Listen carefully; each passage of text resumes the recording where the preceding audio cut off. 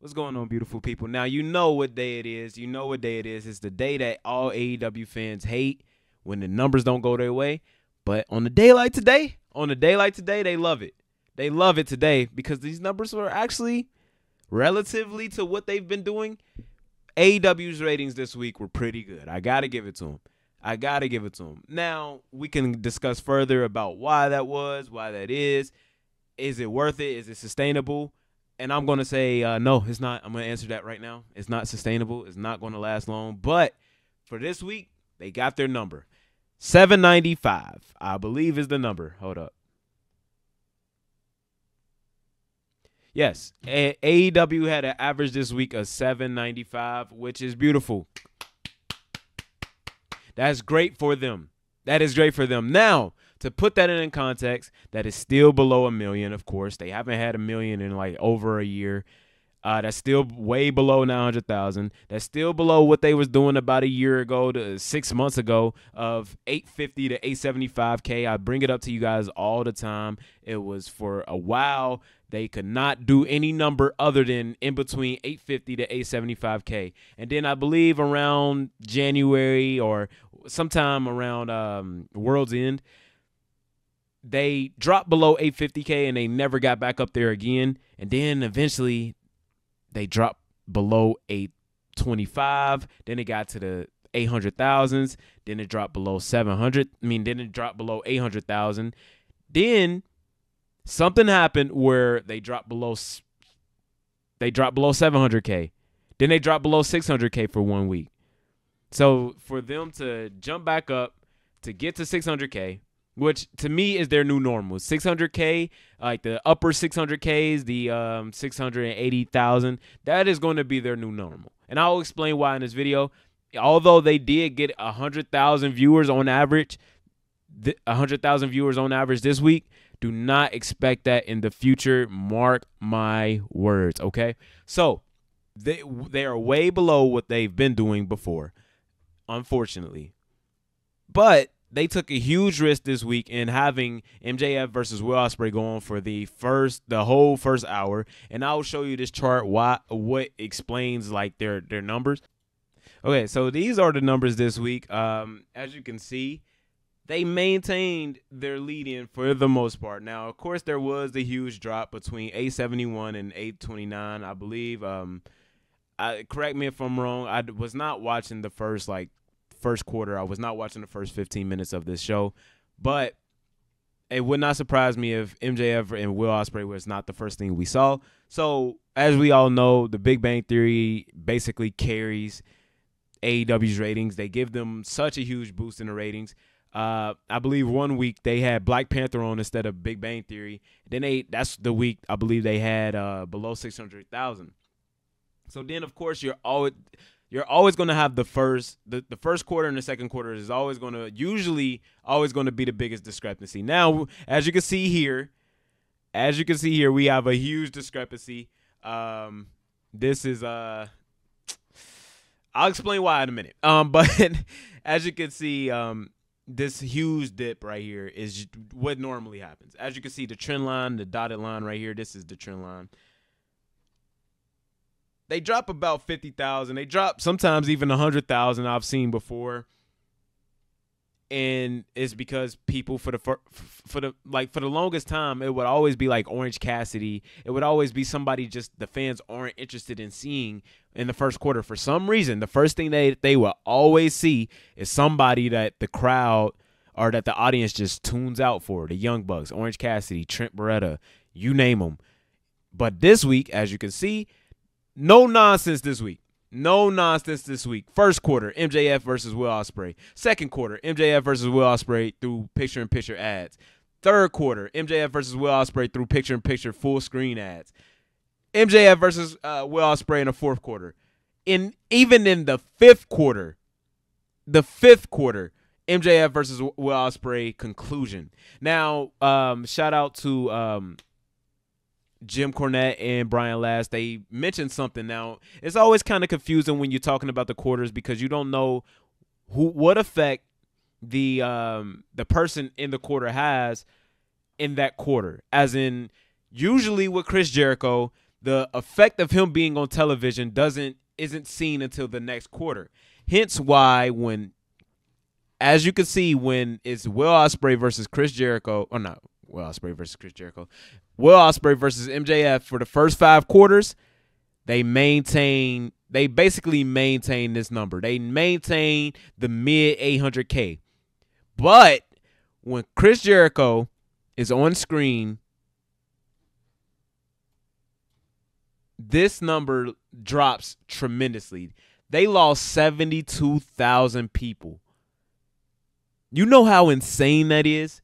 They lost a Wembley Stadium full of people when Chris Jericho came on screen. No, I am not blaming Mark Briscoe. No, I am not blaming Swerve Strickland. No, I am not blaming Minoru Suzuki. I am blaming Chris Jericho. You know why? Because this is consistent with his behavior. This is consistent with his results. I'm sorry. He usually drops about 50. Like, a lot of people leave. If not 70K, at least 30K leave. That's why there's been weeks where they try to spread him out throughout the show. They don't give him one big segment. They just put him in for a couple seconds. They just put him in for a couple minutes. But they can't offset this, man. They cannot offset this. He lost 72,000 people. A Wembley Stadium worth of people when Chris Jericho came on screen. Now, before we get too much into the negatives, because as you can see, the numbers continue to dip. The numbers continue to dip. Before we get into the negatives, let's give Will Ospreay and MJF their credit.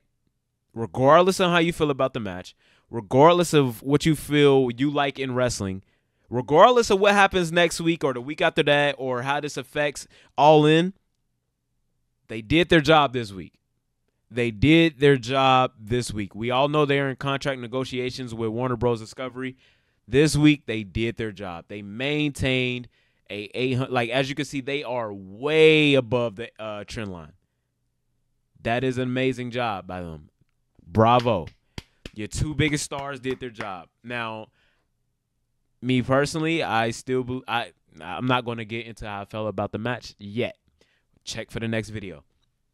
But this is impressive. This shows that if not the casual audience, I don't believe it's more so a casual audience. I believe the hardcore AEW audience who has left throughout the last year still cares about these two. There's still people, an audience for those two. It's just when you get to the rest of this nonsense is where the AEW really starts to fall off in terms of numbers. But MJF and Will Ospreay are your clear number 1 and your clear number 2.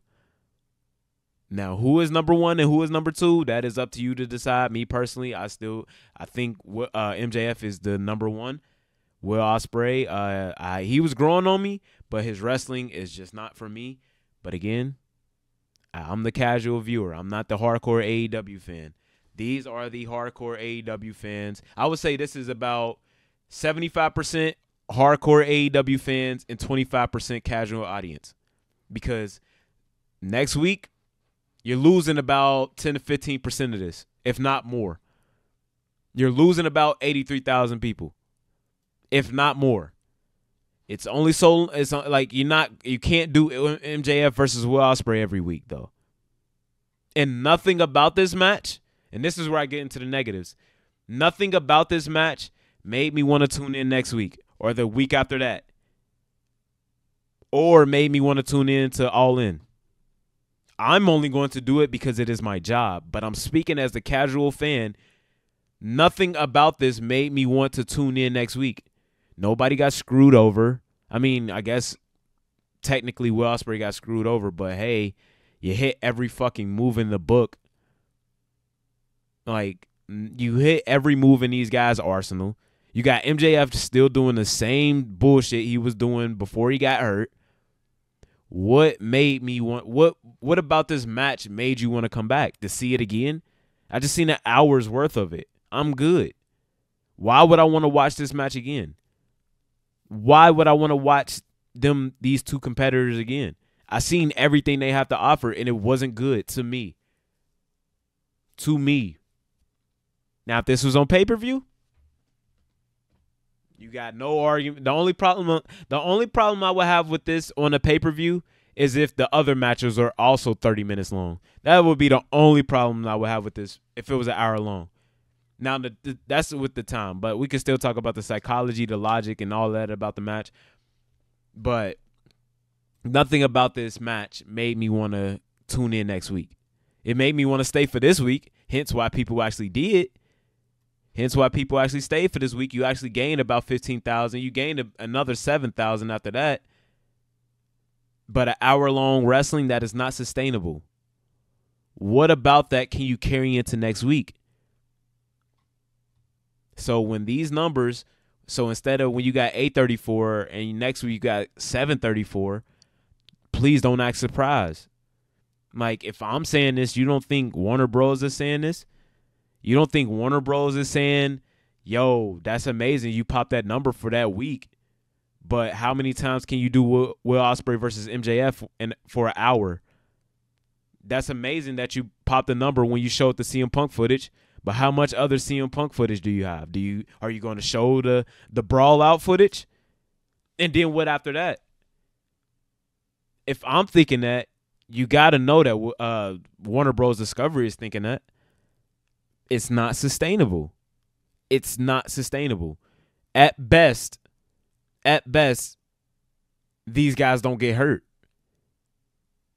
Like, it was a one-on-one match and they're diving through tables. How do you one-up that?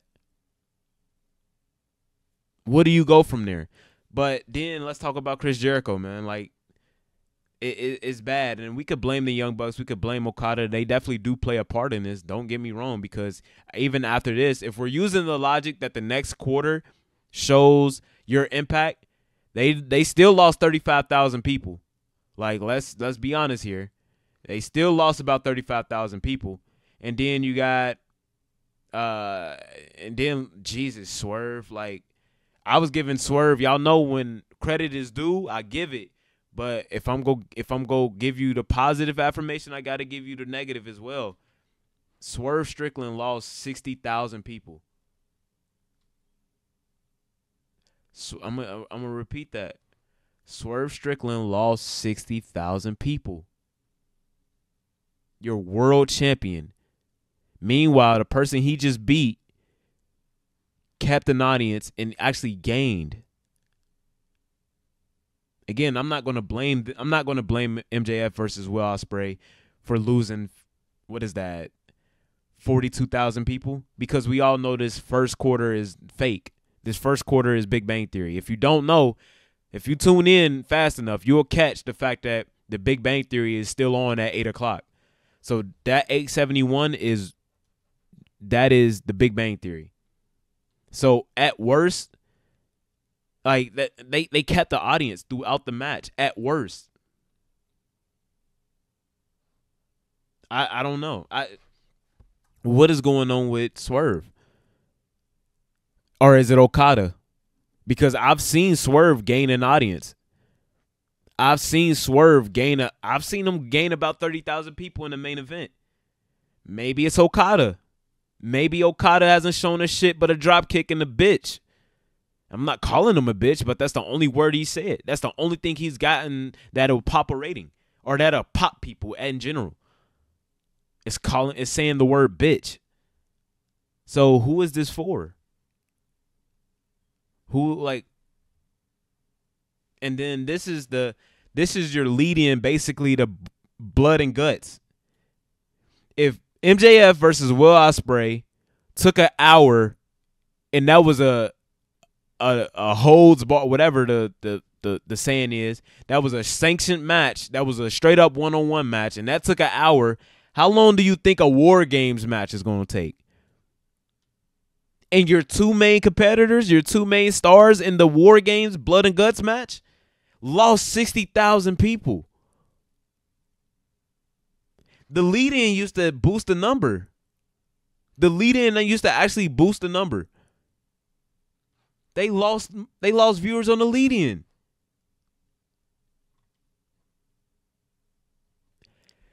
I don't know. It's. I thought some of this stuff was good. I thought Mariah May was amazing. I fell asleep on Swerve versus Okada. I'm gonna be honest with you. I thought Mercedes Moné and the Young Bucks were amazing. I love that backstage promo. I thought Mercedes Moné and Britt Baker had an amazing angle. But the fans don't think the same. And y'all think I'm an AEW hater. And I'm giving them props. I hated the MJF and Will Ospreay match, but I give them props. They kept an audience. I can't stand Chris Jericho. I'm going to be honest with it. He lost an audience. I can't wait for Jim Cornette and Brian Last to talk about this quarter right here. I can't wait. What do you do? What do you do? Because when is All In? When is All In? All In is August 25th, 2024. You got about 4 weeks to build this show. You just emptied the tank out. What do you do? What do you do? Your biggest match, you gave it away already. You gave away your biggest match already. What do you do to boost the, like, I wonder what the ticket sales are on. Ticket sales. Look, first, as noted last week, there were those in AEW claiming more than 45,000 paid, but the 40,000 mark on WrestleTix has been holding and not gaining since week after tickets were put on sale. It's already the 4th largest crowd in pro wrestling ever in UK and needs to hit the 53,999 mark to reach the 3rd. A 58,000. So basically, they're doing half of what they did last year, which Jim Cornette told you would. It's the law of diminishing returns. There is no CM Punk. There is no Kenny Omega. There is no I was about to say there's no Adam Cole, but that may be a good thing. Like, I've been telling you. I've been telling you. Jim Cornette has been telling you. Bully Ray has been telling you. Like, why would people pay those crazy? I know those ticket sales are crazy. Let's see how much All In tickets. Let's see how much they cost. But why would people pay? I've heard the ticket sales, I've heard the ticket prices are ridiculous. So why would people pay those ridiculous prices? Why would people pay those ridiculous prices for a match, the biggest match on the card, when you just gave it to them for free? And it would probably be the best version of that match. You got to think. I know Tony Khan likes to book week by week because he's afraid of shit leaking. He likes to book last minute. But you got to think for next week and the week after that and you know what I'm saying, a month after that. It's chess, not checkers. But they've been booking as if it's checkers, and these are the results. Your ticket sales, I've said it before and I'll say it again. Your ticket sales, your crowd attendance, your merch sales, your ratings, they are all indicative of the quality of your product. If you don't believe me, look at WWE in 2017. Look at WWE in 2018, 19, up until Roman Reigns started going crazy. Your product,